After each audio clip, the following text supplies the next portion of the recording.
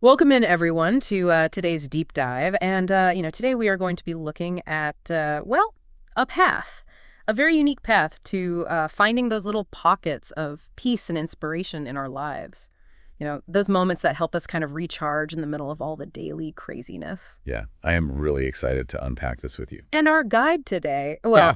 it's this beautifully illustrated mandala coloring book, but it's got a bit of a twist. You see, it's not just about the art itself, it's about these thought-provoking quotes that are kind of woven into each of the designs. And we're talking about wisdom from some pretty amazing people, like Maya Angelou on creativity, Nelson Mandela on perseverance, even Steve Jobs on, living a life true to yourself. And what's really cool, I think, is how the actual act of coloring itself can really enhance these messages, almost like you're actively meditating on them. Yeah, exactly. It's like each stroke of color becomes this way to kind of internalize the words, to let them really sink in. Hmm. But before we get too lost in this world of color, let's talk about the mandalas themselves for a minute. They're more than just pretty patterns. Oh, absolutely. So they have this really rich history and symbolism that adds this whole other dimension to the experience. Mandalas have been used for centuries, across various cultures as these representations of the universe, of wholeness, that kind of interconnectedness that we all sometimes lose sight of. Okay. So we've got these really intricate designs that are, meant to focus the mind. And then right alongside them, we've got these super powerful quotes that are there to, inspire the spirit. It's like a recipe for self-discovery, don't you think? Absolutely. And So it's like a double dose of Zen then. We're calming the mind with the art and feeding the soul with, all this wisdom. precisely. And when you combine the two, it creates this really unique space for reflection, Yeah. where you're not just passively reading a quote, you're actively engaging with it, through this creative process. Let's jump into some specific examples. One that really stood out to me was from Arthur Ashe. He said, "Start where you are, use what you have, do what you can." Ah, Simple but powerful, right? absolutely.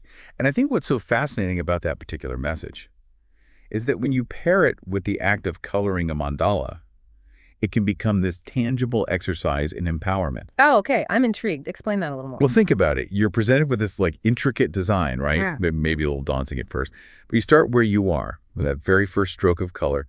You use what you have, the colors and tools right there in front of you, and you just do what you can, one step at a time, slowly filling in those spaces. So you're not so focused on the end result, but on the process itself. And in that process, you're actually embodying the message of the quote. Exactly. And as that mandala starts to take shape, so does a sense of accomplishment, of Yeah. control, realizing that you have the power to create something beautiful and meaningful, even if it's just for yourself. So it's not just about understanding the quote intellectually, but about really experiencing it emotionally and even physically through the act of creation. Yeah, that's the magic of this combination, I think. It takes those inspiring words Yeah. and grounds them in this really tangible personal experience. All right, so we're starting to see how this blend of art and wisdom can really work its magic. What other gems are waiting for us in this treasure trove of a coloring book? Oh, there are so many. There's one by Nelson Mandela that I find really powerful in this context. And it goes like this. It always seems impossible until it's done. Oh, yeah. I see where you're going with this. We've got this quote about perseverance, and we've got this act of, coloring these complex designs. Talk about a perfect pairing.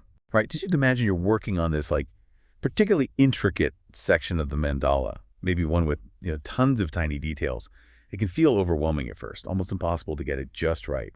But as you keep going, stroke by stroke, you begin to see all those seemingly impossible details come together into this cohesive whole. And in that moment, you're not just coloring a pattern, you're actually proving to yourself that something that seemed impossible can be achieved with, some focused effort and a little bit of patience. And the beauty of it is, Uh. even if you make a mistake, you can always go back. You can adjust, try again. It's this really forgiving process, much like life itself, teaching us that setbacks aren't failures, but they're opportunities to learn and grow. I love how this seemingly simple activity can offer such profound insights. It's like a mini lesson in resilience disguised as this, relaxing pastime. But I have a feeling we're just scratching the surface here. But we are just getting started. This coloring book is full of wisdom, just waiting to be unlocked. I can't wait to dive into more of these inspiring pairings. As we kind of delve deeper into this coloring book, I'm really struck by how the act of creating, Like the act of creation itself can be such a powerful form of self-care. It's about making time for yourself and for exploring your inner world and just connecting with something beautiful and meaningful. Yeah, that's such a good point. Yeah, And I think Steve Jobs' quote, "Your time is limited, so don't waste it living someone else's life." It really speaks to that idea, of honoring our own needs and our own aspirations. totally. It's this call to break free from all those external pressures and Hmm. expectations, the ones that can sometimes just suffocate our true selves. And when you think about it in the context of coloring a mandala, Yeah. it takes on this whole other layer of meaning. It's about making these really conscious choices, Mm-hmm. about selecting colors that resonate with you, Mm-hmm. about creating something that reflects your own unique vision, Yeah. not somebody else's. Yes. It's like this tiny rebellion against conformity, a declaration of individuality. Yeah. But it's all expressed through the simple act of coloring. And within that act of rebellion, there's this sense of liberation, of reclaiming your time and your energy for something that brings you joy and that allows you to express yourself authentically. So we're not just talking about self-care in the sense of relaxation or pampering, but self-care in the sense of really honoring our true selves and creating a life that's aligned with our values. Exactly. It's about recognizing that we're worthy of pursuing our own dreams and desires, and that dedicating time to those pursuits, it's not selfish. It's actually essential for our well-being. It's interesting how this coloring book just keeps leading us back to that theme of self-discovery. Like every quote, every design seems to offer a new piece of the puzzle. It's like a journey inward when you say. And speaking of journeys, there's a quote from Paulo Coelho that I think really beautifully captures the essence of this whole exploration. He says, "It's the possibility of having a dream come true that makes life interesting." Oh, that's lovely. What strikes you about that quote in this context? Well, think about all those blank spaces within the mandala, the ones just waiting to be filled with color. They kind of represent possibilities, uncharted territory, the potential for something beautiful to kind of emerge. And just like with dreams, it's not necessarily about the end result, right? But about the journey itself, the excitement of exploration, the anticipation of what might unfold. Right. And then coloring those spaces becomes this tangible representation of that journey. Each stroke of color is a step forward, a commitment to bringing that vision to life, one tiny detail at a time. I'm also drawn to that emphasis on possibility. Mm. It's not about, guaranteeing that the dream will come true, but it's about embracing the hope, the belief that something amazing could happen. And that's where the power of visualization comes in. As you color the mandala, as you see those empty spaces transform into these vibrant patterns, you're not just creating art.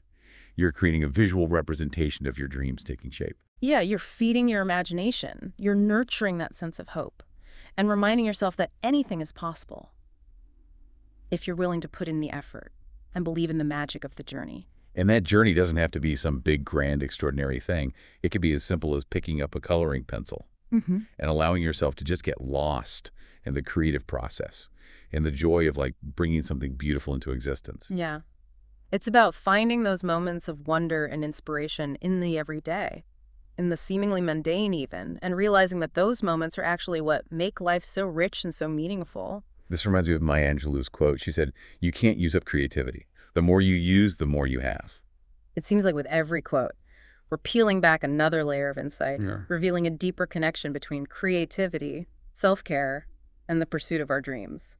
It is fascinating how all these ideas intertwine, isn't it? Mm. And I think it really speaks to the power of approaching personal growth from this really holistic perspective, one that embraces creativity, mindfulness, and the courage to pursue our passions. Wow, it really is amazing how just a simple coloring book can spark such deep conversations, isn't it? It is.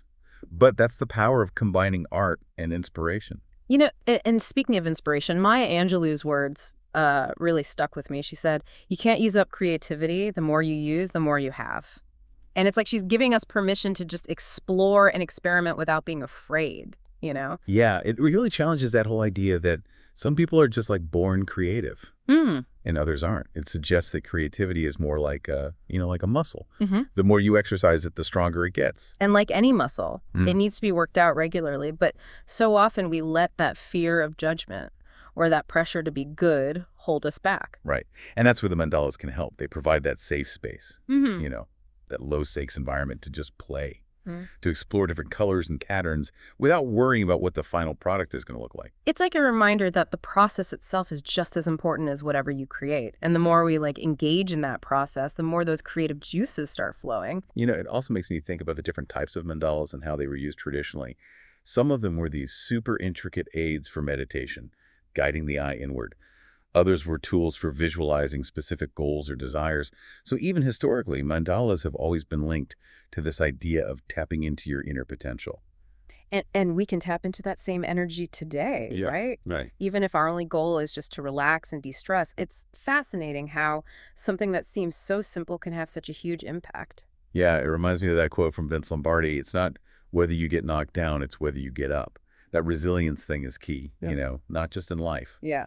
but in the creative process too. Oh, absolutely. There are going to be times when the colors don't blend the way we want them to, or the lines don't flow as smoothly as we pictured. Exactly. But that's where the growth happens. It's in those moments of frustration that we learn to adapt, Yeah.